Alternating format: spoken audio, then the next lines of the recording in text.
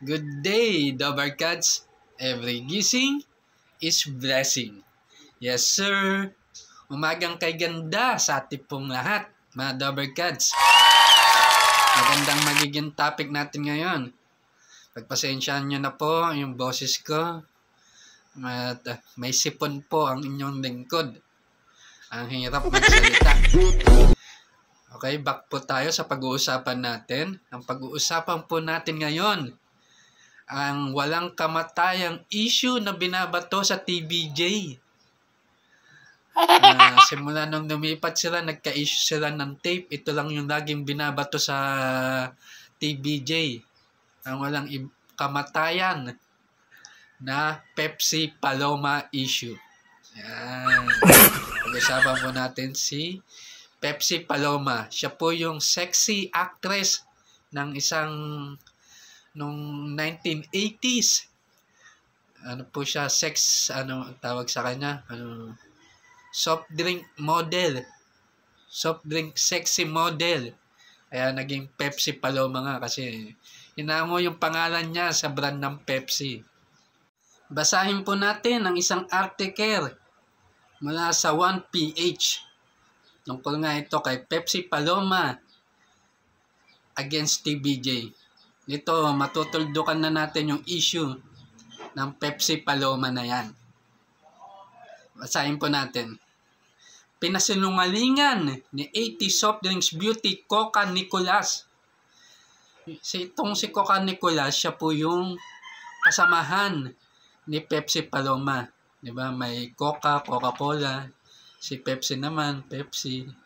Ganun yung mga pangalan nila dati, yung ginawang pangalan. Para makilala sila.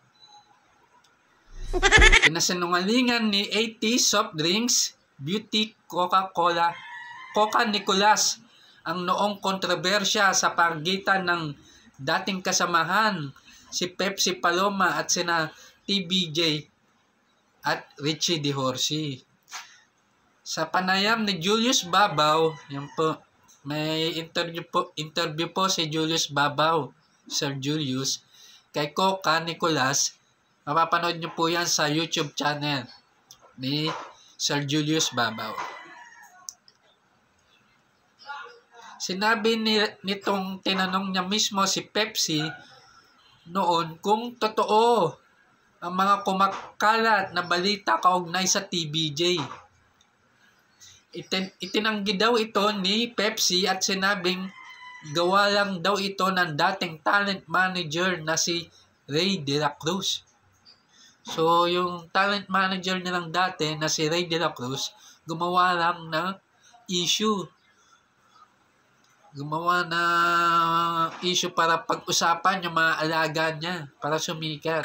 Ano kasi yung kalakaran dati sa industriya eh. Nagawa ka ng issue para pag-usapan, para makilala yung mga alaga mo. Yung mga technique ng mga manager dati. Pero palagay ko hanggang ngayon, ginagamit pa rin yun. Technique na yan. Parang hindi ka naman na dyan kay Tito Ray, sabi daw ni Pepsi Paloma. Lahat gagawin niyan para sumikat tayo. Oh. Diba? Lahat daw gagawin ni Tito Ray. Yung talent manager niya na. Ayun nga, gumawa siya ng hearsay, ng kwento-kwento. Hanggang pumalat. Ayun nga. Giit ni Coca, siya mismo ang magkukumpirma na hindi totoo ang issue sa pagitan ni TVJ at ni Pepsi. Parang di ka naman na dyan kay Tito Ray. Lahat gagawin yan para sumikat tayo. Ito raw ang naging tugon ni Pepsi kay Coca. Kay Coca. Ayan. So, tinanong pala nito ni Coca si Pepsi dati kung may katotohanan ba yung binabato niya sa TVJ. Ang sabi daw ni Pepsi sa kanya, parang di ka naman nasanay diyan kay Tito Ray, doon sa manager niya. Sabi nga, gagawin ng lahat niyan para sumikat tayo. So, ayun nga, na gawa-gawa lang daw ng manager niya.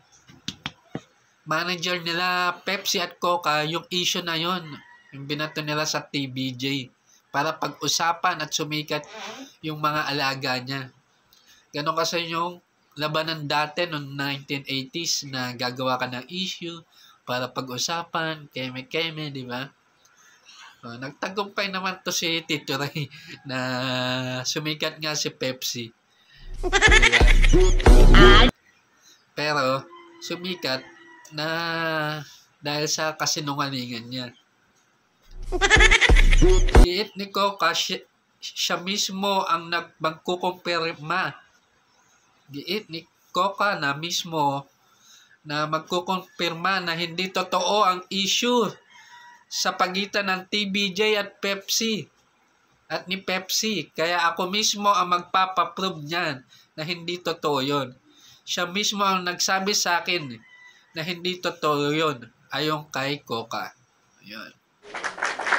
So, si Pepsi mismo daw ang nagsabi kay Coca na walang katotohanan yun. So, yun nga. Sa kasamaang palad, hindi na kasi mapapatotoo ni Pepsi yan kasi siya ay pumanaw na din noong 1980, 84 o 85. Itong issue na to, 82, 83, ganyan. Hanggang ngayon. Kapag gusto nilang banatan yung TVJ, ayan yung lagi nilang binabato, yung kay Pepsi Paloma. So, ayan na, tutuldukan na natin yung issue na yan. Yung issue na yan ay gawa-gawa lamang ng manager nila Pepsi Paloma. Ayan na, nagpatunay na to si Coca, ang kasamahan ni Pepsi. Ang tanong kung buhay pa tong Tito Ray, hindi natin alam kung buhay pa to, baka wala na rin. Diba?